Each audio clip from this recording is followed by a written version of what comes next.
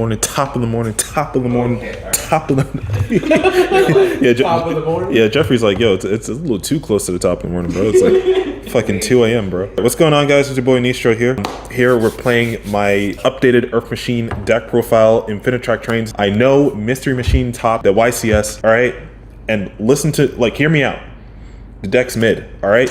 It loses to hand traps so fucking bad. I place tested it. I just did not like it. I was like, the way I'm playing it, I like it better. I work with it better, so I'm just gonna keep playing it this way. I understand. In the future, maybe it might change, but for now, regular Earth Machine, typical ratios, triple Harvester, and your triple Dozer. Only reason that you play 3 is because you're playing Metal Cruncher, and Metal Cruncher reveal 3. You get to add it to your hand immediately. You don't have to, there's no randomizer chance in it. I was theory crafting, like, okay, maybe in the future you might want to Piri Rai map into the Harvester instead of playing any of the Machinas in general, which is a possible route. But until then, we're playing 3Ds, and we're playing 1-1 on the Tunneler. I know when this deck first came out, people said, hey, maybe 2 Trencher. And it's like, well, you draw the Trencher, you don't like it. So stick to 1-1. You get both of them out first turn, and if you have the overdrive, you shuffle them back. Or if you happen to play Ding, which you could, I don't, you get them back into your deck.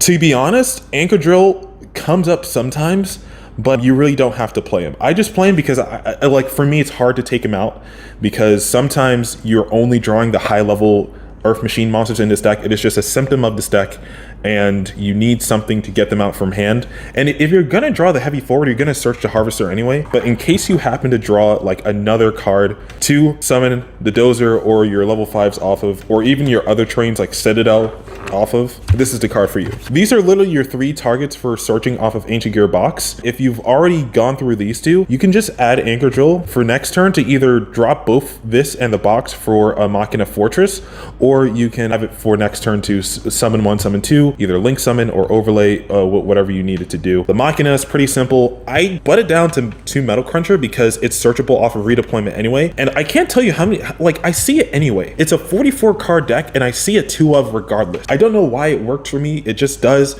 I know the math doesn't add up, but it just works for me. So I just keep doing it. 1 Fortress and the 1 Citadel. Citadel does come up. You're going to see my ratios later for Machina Overdrive, and you're probably going to be confused, but Citadel does still come up because of the way that we can loop Riverstormer once we get into that game state where it's like you don't have OTK yet, but you're building it up slowly and you're getting there. It's like your opponent has too many interruptions for you to get it off immediately, so you're going card by card by card, turn by turn, searching, milling, and getting your shit done. Fortress, it is like the MVP of the day. If this deck could play 3 Fortress consistently, I would do it. If this deck could play 5 Fortress consistently, I would do it. I love this card so much. I always get it off of redeployment where I have the chance, and it just makes the deck so much more versatile because there's no once per turn on this card, and it just keeps summoning itself. It's just amazing to have in your hand. 1 Ancient Gear box, you have to play this because of the Ancient Gear Ballista. It's a really nice card, it gets you pretty much +2 off of Ballista.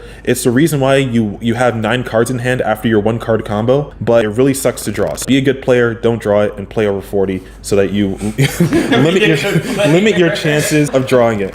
Your trains, I play double Daracrane, 1 Bullet Train. The reason why you play double Daracrane is not only 1. It's so funny because TCG judges will tell you, like, yeah, you can chain block your Harvester or your Metal Cruncher with this card. And then Yu-Gi-Oh! Pro will be like, no, you have to use this Chain Link 3. If your opponent has a response, you cannot activate this in response to your Harvester. So the ratio will probably depend on where you're running this deck on. But IRL, the fact you can chain block, or the fact that, like, okay, they have a Draco Berserker, like you're playing Sorcerer, they have Draco Berserker, you norm summon Harvester, you let them see if they're going to banish your shit. They are? Okay, Chainlink 3, I still have that machine monster so that when I search the Brutodozer, tribute special. And now, when I search the Bullet Train later on, I have a play to make the overlay because Anger Knuckle is going to bring him back, and he's already in hand, so special, make the train. The whole goal of this deck is make the train. If you make the train, you don't always win, but it's like, it is how you win. So it's like, you're on track to winning if you can make the train. Train tracks, funny. I can't believe people didn't call this deck train tracks. So hand traps, right? Now you're gonna see a lot of 1-ofs, and I'm gonna be like, okay, cross out targets. You're gonna side deck more Lancias because Lancia is one of the strongest cards this format. But Droll, you could play more Droll if you wanted to in your side deck. I just see it at 1 because I don't see a situation where Droll stops a deck completely. It hinders.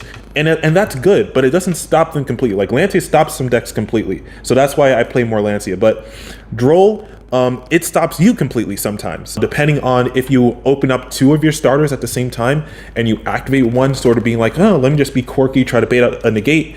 And then the negate was actually a hand trap. It was the Droll, and I was like, fuck, I can't keep playing. So cross out for Droll, cross out for Nib came out so many times today, and 2 Ash because I want to cross out for Ash but still have 1 in deck. And you can honestly play more hand traps. This is just the ratio I like to use because these are all cross out targets, and technically you are playing more hand traps, and you're also playing going second cards. This isn't a going first trap deck. This is a interactive going second or going first mix of, okay, whether you go second or whether you go first, you can still play. So that's sort of the theory in this deck. That's why your hand traps seem so weird. Or I resolved Nib only once, like in a way where it interrupted the opponent. Otherwise, I've always just banished it off of crossout. And if I don't feel like they're playing it, I just side it out. Spells. A lot of 3-ofs you're gonna see. Triple Urgent Schedule, triple Droplet, triple Redeployment, triple Heavy Forward. These 2 on the bottom here are the reason why your deck is so consistent. Because your deck has like 15 starters, 12 starters. Going second, your deck has like 15 starters. And the reason why I'm playing these triple droplets is because you don't always win the die roll. You know, you're playing droplets in the main because if you happen to go second, hey, I drew droplets. I'm not worried about some big broken Baron plus Chi-Zhao plus nonsense plus blackout. Like now I actually have the ability to play. Like before, it would be like, man, fuck, I need to bait out this Baron. Oh, I have the droplet. Activate redeployment, chain droplet. Oh shit, I'm so good, you know? Or activate urgent schedule, chain droplet. Oh shit, I'm so good, you know? And on top of that, you're playing double cross out and call by the grave. And the reason why you only play 2, because you could commit to 3 if you wanted to, but not enough people are playing this deck for you to play 3. But in reality, cross out has the same function of called by, except you don't have triple called by. So it's like the cross out, you're playing cross outs until called by comes back to 3. If called by was at 2, you'd only be playing 1 cross out. If call out was at 3, you probably would be playing 1 cross out still just for Droll and Nib, but otherwise you'd probably just be playing 3 called by. Because cross out works so well in so many different situations, and it saves me from hand traps so many times, even though it's only a 2-of. Same thing with Battle Cruncher. Like somehow the 2-ofs in this deck, I see them all the time. I don't know how. Like people shuffle, they cut my deck. I don't know. I'm like God is on my side. I don't know. God in anime is on my side, bro. I just don't know what it is. A lot of 3-ofs, pretty much. Urgent Schedule, make sure. The reason why we're not playing Switchyard is because Switchyard plays too hard into Ghost Ogre, and I know because Brave Engine is like the shit now. Everyone, all the good players are going to be playing Ghost Ogre. You don't want to play into Ghost Ogre. The only card in your deck that plays into Ghost Ogre is Heavy Forward, and if they waste a Ghost Ogre on this, I don't know what they're doing unless you literally have nothing else. In your typical first turn combo, you can't always guarantee 2 level 10s, but if you draw the Urgent Schedule and you don't use your River Stormer's effect in the graveyard, you can set up your combo only using 2 Goliaths instead of the 3, and then once you go into the Anger Knuckle, you send it to grave, summon out the River Stormer, you set the Urgent Schedule, you send Urgent Schedule to graveyard to summon it back the Anger Knuckle, and then now Urgent Schedule searches you the 2nd level 10, now you have the train, and you get to draw 2. So it works really well. And going second, it's really strong because it just gets you +2, it gets you to the train a lot easier, especially if we already have one of the level 10s in hand. If you have 2 of them going first, you use one of them for the combo, the second one to try to interrupt your opponent, just to get you bodies on field. You don't need to play Overdrive. The schedule gets you Citadel. Even though Citadel won't have his effect, you can send it off of Anger Knuckle, summon it back the other level 10. Now Citadel's engraved and live, ready and waiting for your opponent to foolishly pop one of your Earth Machine monsters. So much goes on in this deck. Like I just wanted to make it as interactive and as versatile as possible for the format, and I feel like it can happen without you having to play like 30 fucking boring trap cards, skill drain, goes and rivalry. Like you don't have to do all that, all right? Now, I will bite my tongue a bit here. Gozen's a good card. Gozen's a good card. All right. So my initial, like when I was playing this deck, because you guys will see me do a few vlogs with this archetype. When I was playing this deck, like maybe a week or 2 ago, I wasn't playing Gozen because I don't want to play trap cards phrase. Like the only trap card I was playing was Imperm and Overdrive, because Imperm for the cross-out target, and also because it's like the best hand trap of the format. It doesn't play into tactics, and it just works both ways. It works going first, it works going second. It's just so good. It's like Chalice Super Saiyan 2. That's the only way I can put it. The reason why I started to go into Gozen match is because I realized that although I have a lot of good interactive stuff, I don't have any blowout cards. I don't have cards that say, hey, I win. So I needed some of that, and I'm like, well, I was testing Mystery Machine, and I was like, well, Gozen works. And to be honest, there's nothing stopping me from just main decking this card. And I remember when I used to play a lot of trap cards, I'd always draw like 1 or 2 trap cards, and I'm like, if I could just draw the Gozen on top of the Dora, on top of the Urgent Schedule, on top of the Citadel, it's just so good. And you know, like, once your opponent uses a deck, like, okay, they're playing PK, side it out. Too easy. It's too easy. You have 3 free side out spaces. Look. You have 3 easy side out spaces. This beats Dragon Link. They can't mix light and dark. This beats Prank Kids. They can't go their first Prank Kid into Meow Moo unless it's Roxy's. This beats fucking Brave Token, or they activate right. Activate. Okay, the tokens are Earth. Your dumbass is searching a wind type. Griffin Rider's a wind type. What are you gonna do? Your Phantom Knights are dark. I mean, you could play Punk Brave, I guess. The punks are Earth, but you can't go into Halka Firebacks. And it's like, this came up multiple times. Like, sometimes I just flipped this against Sword Soul. The dude was just like, bro, you got it. Bro, you're too good with this Gozen match. I almost had this against Dragon Link, but he had the Chaos Space draw, and he drew a Harpy Spider Duster. And at that point, it's like, God just gave him the win. I'm like, okay, you know what? He got it. He got it. He's better at the game than I was. And the one Machina Overdrive, I don't want to cut this card completely, but the reason why I limited the number of this card down is I was talking to my friend about like my deck list, and he was like, well, why do you play 2 Overdrive? It's searchable. And I'm like, searchable with like a little asterisk, you know? It's like, yes, you can search it, but technically you can't really search it because redeployment has to mill a Machina card, and you won't always have the Machina card. And oftentimes I found myself liking the banish effect better than the actual effect to summon from deck. I don't think Citadel is that much of a threat anymore. A lot of decks can play around it, but it's still good to have in your deck in case you happen to draw it. It's there. If not, shit, you can side this out and your deck will still be just as strong. Trust me. Extra deck, pretty simple, pretty typical. So you start off 3 Goliaths for the combo. If you don't know the Earth Machine combo, look at the spreadsheet. A lot of my theory is based on the spreadsheet, to be honest. So 2 Anger Knuckle. I was on the 1 wave at first and realizing that I wasn't getting the special summon back enough, and like oftentimes I would send it to grave during my opponent's turn because I had no other cards to send.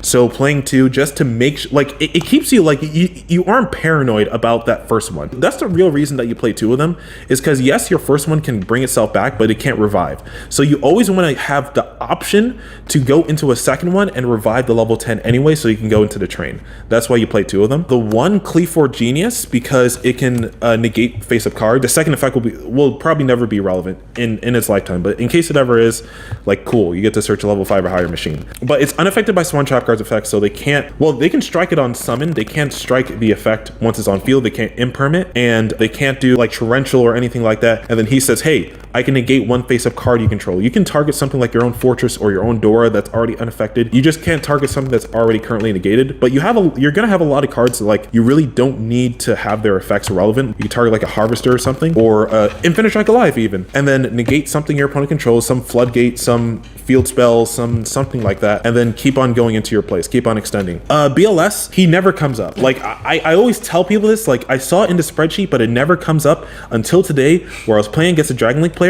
It came up and it almost got me the game, but then I played into Nibiru, and I had no other choice, because if I didn't play into Nibiru, he would have gamed me next turn, because he had access code on field and Nibiru in hand. He was just too good. It really, like, it's really not a bad card by itself. It's just the fact that it requires 3 monsters is what's stopping this card from being like so good. If this card didn't require 3 monsters, I'd probably be saying like everyone who's playing Earth Machine should play this. But this does not conflict with Gozen Match because it's an Earth type. So if you want to be a good player, you know, probably make this work. Ballista, because it's essential for the combo. You got River Stormer to start off the combo, Earth Slicer in case you're going second and you need that extra destruction power, like they have a little too much back row. Enter Blafnir, because it's actually non-targeting banishing.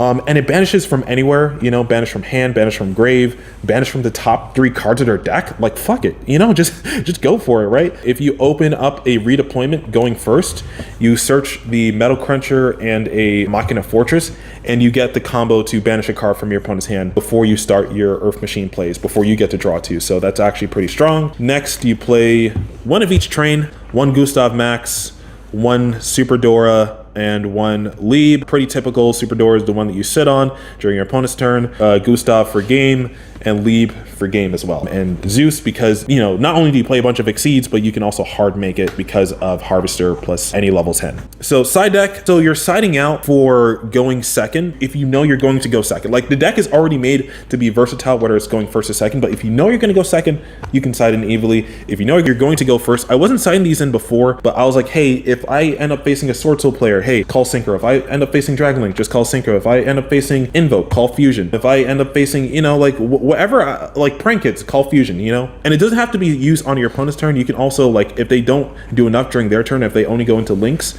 and then they try to, like, Pandemonium, or I think it's called Pandemonium, on your turn, you can also debarrier right there, stop it in its tracks. Double Salesman, it didn't come up in this event, the 3v3, but I started really liking this card in the side deck because against Dragon Link, okay, call Hermetic Spheres. If they don't activate the Hermetic Spheres immediately, then it's useless for the rest of the turn because they can't use it after. And then even if they do tribute it and bounce something back, they can't activate the Graveyard effect because Salesman has already resolved and they can't use Heretic Spheres anymore. Salesman, call DPE. You get that DPE off the field, it's never coming back. It's never coming back because you call it, they have to change DPE. Okay, what are you going to destroy? You're going to destroy your own DPE, idiot? It's not going to resolve in the graveyard. If you don't know what you're facing, even Prank Kids, just call Battle Butler. Call Battle Butler, they're not going to be able to Raigeki you. It just comes up in so many situations. It's a really good card, and I think more people should test with this card, especially in decks that where you can't afford crossout. Salesman is like a good alternative. Red Reboot for Eldritch or Trap decks. Lizard was a spicy tech. It's like Red Reboot for spells. I was thinking, okay, use it on a quick play spell during your turn. If they activate a quick play spell like Droplet or something like that during your turn, use it on them.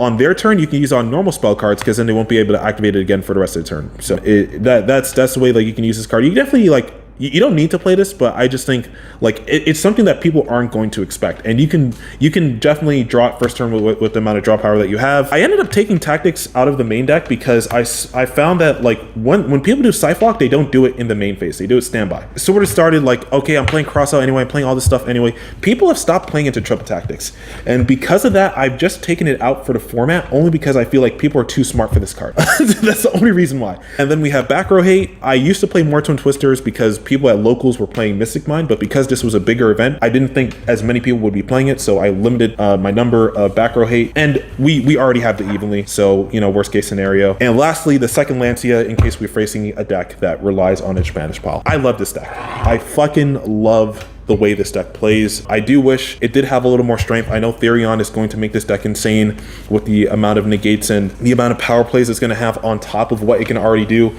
You can play 15 one-card starters if you want to. You have space for hand traps, you have space for traps, you have space for negates, you have space for cross-out, you have space for so much shit, and you make big fucking machines that just attack. You know, it's like it's not monkey. Like, you have to be very interactive, you have to know your cards, but it's just so fun. I love it. That's been Nistro's Earth Machine deck profile for March of 2022. Hope you guys enjoyed. I'm gonna take this shit to regional. We're gonna fucking get this shit, baby. Yeah. All right, let's fucking get this shit, man. Get this shit. Yeah. Please be sure to comment anything, any cool things you know about this deck, or anything you'd like to add, or any questions you have. And I'll see you guys in the next one. Peace.